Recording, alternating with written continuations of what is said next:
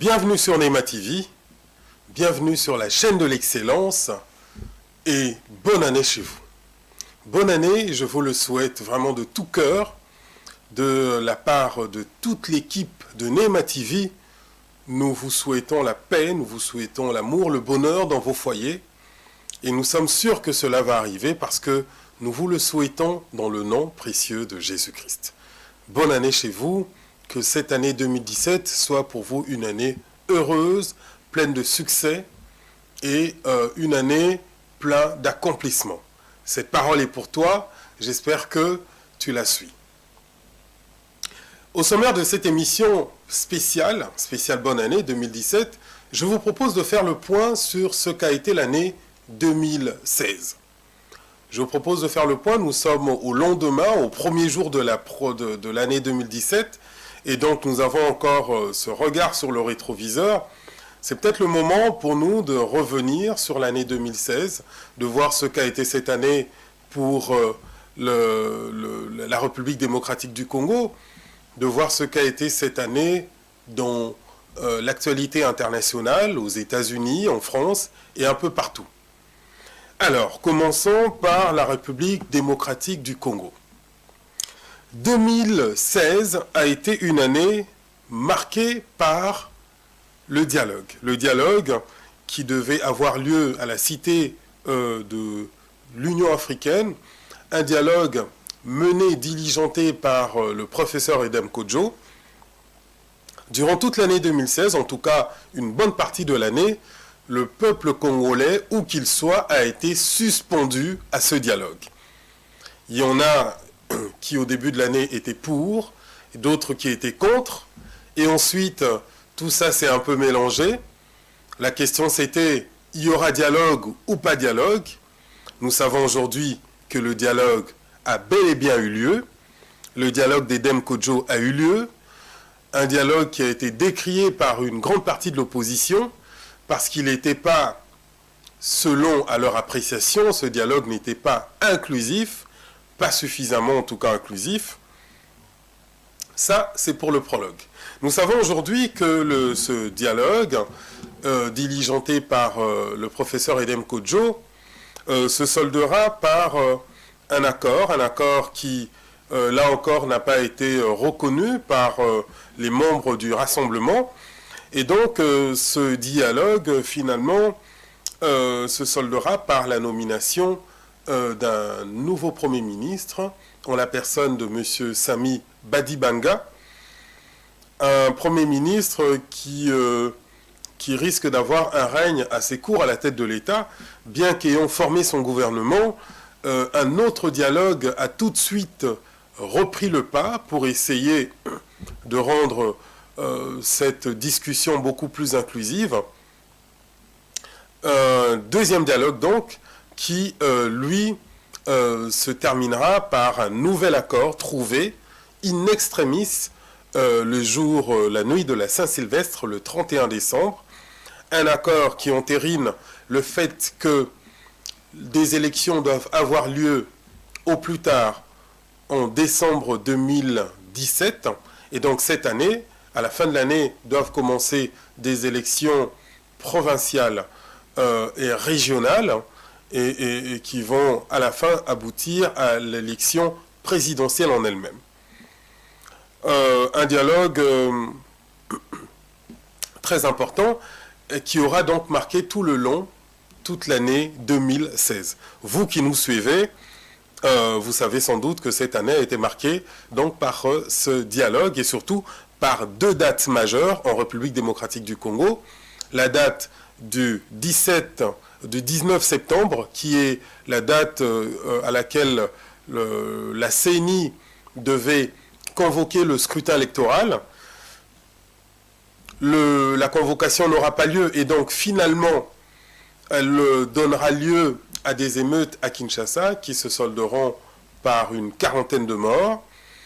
Une autre date qui a marqué l'histoire de 2016, c'est la date du 19 décembre 2016, qui est la date butoir qui devait marquer normalement la proclamation, ou du moins la convocation des élections et de tous les scrutins des élections, eh ben, comme nous le savons également, avec le recul de quelques jours, nous n'aurons pas cette convocation des élections à la date du 19 décembre.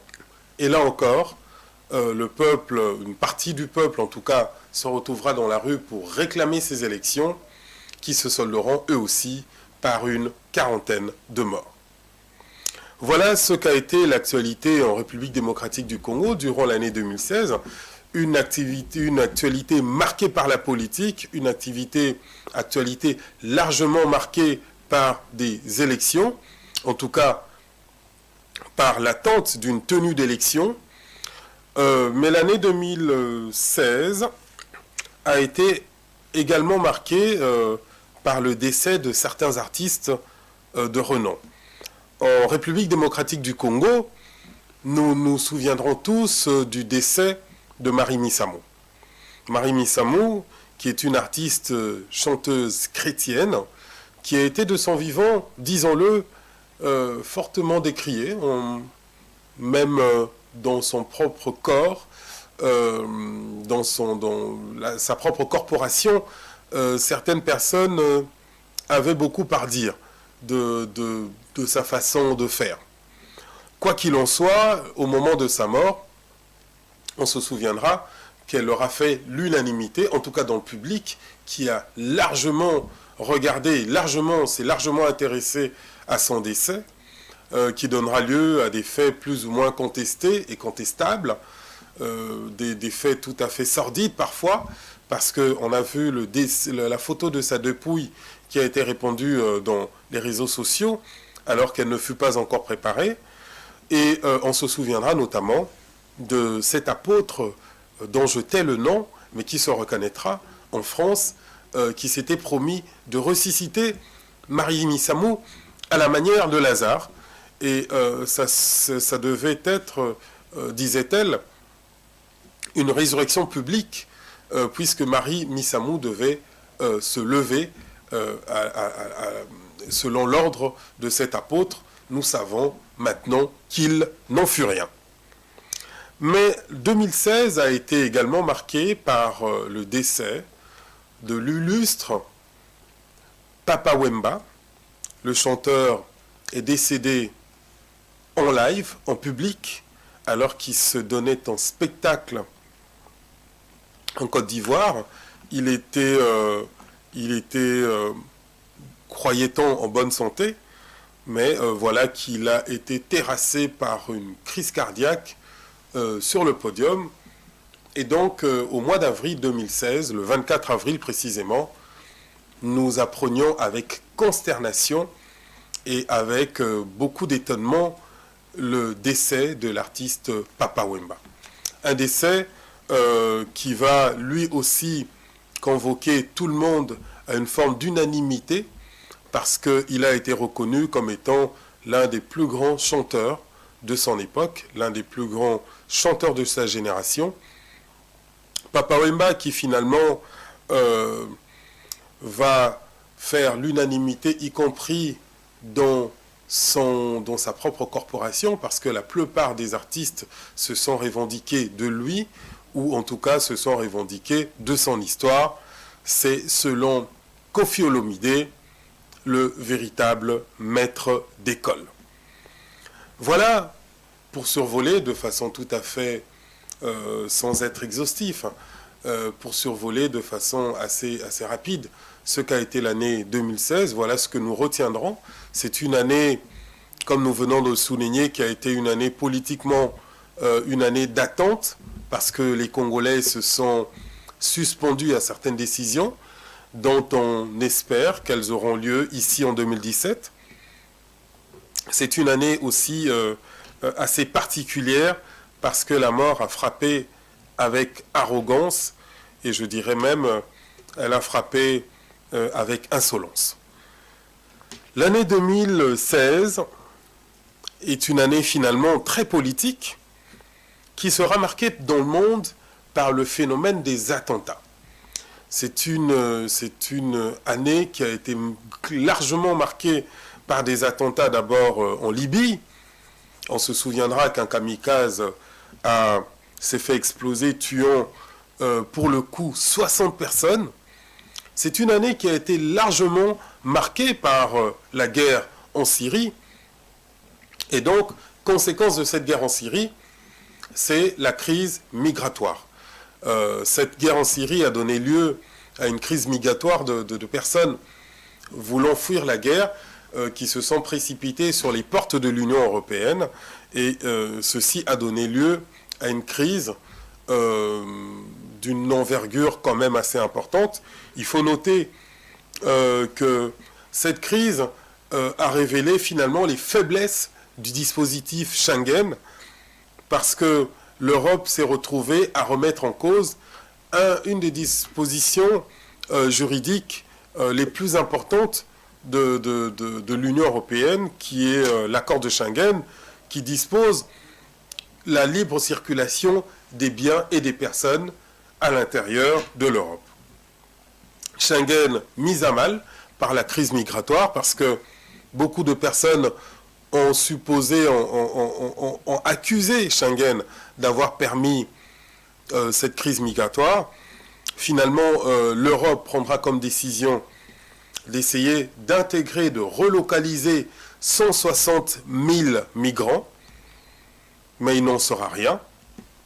Sur les 160 000 migrants relocalisation prévue, au final, seuls 272 000 migrants vont se retrouver relocalisés. C'est donc un échec pour la politique de l'Union européenne. C'est un échec notoire pour les accords de Schengen.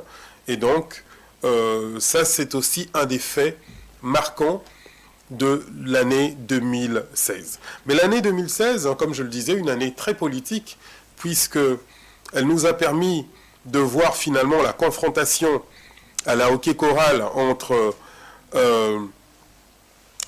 Donald Trump et Hillary Clinton. D'abord, précédemment, Donald Trump qui a écrasé littéralement tous les candidats qui étaient comme lui en lice dans les élections du camp républicain. Et ensuite, face à Hillary Clinton, dont on pensait qu'il n'aurait aucune chance, Donald Trump a largement aussi survolé la victoire avec les grands électeurs, évidemment. Il en a eu beaucoup plus qu'il n'en faut. Et finalement, c'est lui qui a été le président élu et qui va, dès le mois prochain, s'asseoir sur le fauteuil du président de la République, enfin le président des États-Unis d'Amérique, à la Maison-Blanche, Donald Trump, et non pas Hillary Clinton, comme le monde le souhaitait, comme le monde le voulait. On saura ce que deviendra le monde avec Donald Trump. En tout cas, il précise déjà maintenant qu'il va mettre en œuvre une Amérique tout à fait différente de ce qu'ont été les années Barack Obama. Donald Trump, qui a sa façon à lui de dire les choses, n'a pas arrêté tout au long de sa campagne présidentielle de dire les choses de la façon la plus crue et la plus directe qui soit. Voyons voir ce qu'il en reste au jour où il sera installé dans le fauteuil du président des États-Unis d'Amérique. L'année 2016 est aussi une année qui a été marquée pour nous qui vivons ici en Europe par les élections, notamment en France. Des élections en France, et si on en parle, c'est parce que c'est une année où souvent les pronostics ont été déjoués. Nous l'avons vu avec Donald Trump qui a déjoué tous les pronostics en faveur d'Hillary Clinton, mais c'est aussi, s'agissant de la France, des pronostics qui ont été parfaitement déjoués parce que, alors que tout le monde s'attendait à voir dans les élections de la primaire de la droite une confrontation entre Nicolas Sarkozy et de l'autre côté le candidat Alain Juppé, dont on pensait qu'il serait le futur président de la France, en tout cas c'est ce que prédisaient les sondages. On verra que finalement il y aura l'émergence d'un homme, François Fillon, en lieu et place de Nicolas Sarkozy, en lieu et place d'Alain Juppé, et François Fillon largement victorieux, loin devant Sarkozy et loin devant Juppé. Il reste à ces élections en France à savoir qui sera le candidat de la gauche, parce que du côté du Front National, il n'y a pas de primaire, donc on sait déjà qui sera le candidat, Marine Le Pen, dont on sait aussi, d'après les dernières élections, que c'est une candidate farouche, qui a aujourd'hui une majorité d'électeurs. La confrontation, d'après les pronostics, nous promet François Fillon, Marine Le Pen, mais Emmanuel Macron n'a pas dit son dernier mot. Manuel Valls n'a pas dit son dernier mot non plus, puisque les pronostics sont toujours déjoués, ont été déjoués pour la plupart d'entre eux.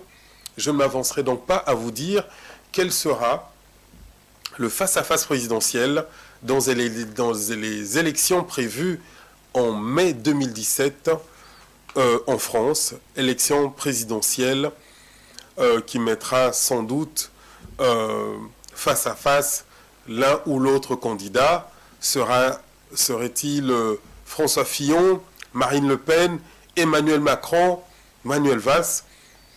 Je ne m'avancerai pas à vous donner un pronostic, mais à ce jour, il semble que ce soit sans doute une confrontation entre Marine Le Pen et François Fillon, parce que les candidats de la gauche partent dispersés. On sait que Emmanuel Macron refuse de participer à la primaire et donc va se présenter quelle que soit l'issue de cette primaire à gauche. On sait que Mélenchon refuse lui aussi de se présenter à la primaire. Ça nous fait 3 candidats, alors que les autres se présentent avec un seul candidat. Et donc, il y a une forte probabilité, dans ces conditions, que la gauche ne soit pas représentée au deuxième tour des élections présidentielles. L'année 2016 a été aussi une année fortement marquée par la disparition de personnes illustres, notamment la mort de Fidel Castro. Fidel Castro, qui est quand même une espèce de crocodile à la peau dure, qui a survécu une dizaine de présidents américains et qui finalement mourra de sa petite mort dans son lit, alors que, selon les médias cubains, il a survécu, dit-on, à plus de 600 attentats de la part des Américains. Fidel Castro, qui était la figure de proue anti-américaniste, en tout cas, qui a porté longuement, à tort ou à raison, ce chapeau de communiste, mais en tout cas un pays non aligné qui a refusé le dictat américain et qui s'est retrouvé ainsi au banc des nations, une nation qui a été largement marquée par l'empreinte de cet homme, Fidel Castro, de Cuba donc. Fidel Castro est mort en 2016. 2016 emportera avec lui aussi le bien nommé Prince, le chanteur américain Prince, qui ne verra pas 2017. Il trouvera la mort finalement dans des conditions, des circonstances assez troubles. On sait aujourd'hui simplement qu'il aura pris un excès de médicaments, lesquels et pourquoi, je ne suis pas en mesure de vous le dire à ce stade, mais on sait que Prince est mort des suites d'une prise de médicaments. 2016 emportera avec lui aussi le chanteur George Michael, un chanteur qui a commencé sa carrière dans les années 80 avec son groupe Wham et qui fera une carrière solo brillante, et un chanteur qui a une vie plus ou moins décriée, cadencée, qui révélera son homosexualité et qui bouleversera en tout cas la plupart des gens qui l'avaient suivi. Et voilà, c'est l'histoire de George Michael, qui lui trouvera la mort à 53 ans seul, dans des conditions encore inexpliquées à ce jour. L'année 2016 est une année assez particulière. C'est une année, pour la plupart des gens, qui a été une année difficile. En tout cas, pour nous, les Congolais, l'année n'aura pas été facile. C'est une année qui a été une année où nous avons beaucoup attendu. Et j'espère, en tout cas, que nous avons au moins de bonnes nouvelles. En tout cas, la première que je puisse vous dire sur cette année 2017, c'est que c'est aussi l'année où nous avons l'avènement de notre studio de Bruxelles, Neema TV. Donc c'est une année qui fera éclore ce studio de Bruxelles, qui est un studio qui va s'enrichir au fil du temps de meilleurs programmes qui soient. C'est pourquoi nous le disons avec force et avec conviction. Neema TV, c'est la chaîne de l'excellence. C'est une excellence que vous allez retrouver notamment dans le traitement, dans l'analyse de l'actualité internationale, une analyse qui se fera sans injure, juste dans le but d'analyser et de comprendre l'actualité, qu'elle soit nationale ou internationale. Vous ne trouverez jamais sur Neema TV un programme d'injure, parce que notre but, c'est de vous informer. Et pour vous informer, nous n'avons pas besoin de passer ni par les injures, ni par toutes sortes d'invectives. Nous allons passer par l'analyse. Et c'est cette analyse qui nous permettra d'atteindre l'excellence. Une excellente année, donc 2017 avec Neema TV. Je vous la souhaite heureuse. Je suis le révérend William Ikolo. Vous me retrouverez en animant l'émission publique, une émission hebdomadaire, où nous allons à chaque numéro vous faire rencontrer une personnalité d'exception, c'est-à-dire une femme ou un homme d'impact. À chaque numéro, nous allons essayer d'analyser pour vous l'actualité internationale. Nous ferons le point de l'actualité nationale de la République démocratique du Congo. Nous vous donnerons aussi l'information locale de Bruxelles, savoir ce qui se passe, les bons plans à ne pas manquer sur Bruxelles. Je suis votre serviteur, William Ikolo. Je vous souhaite une excellente, une heureuse année 2017 avec la chaîne de l'excellence, Neema TV. Neema TV, la bonne nouvelle du royaume.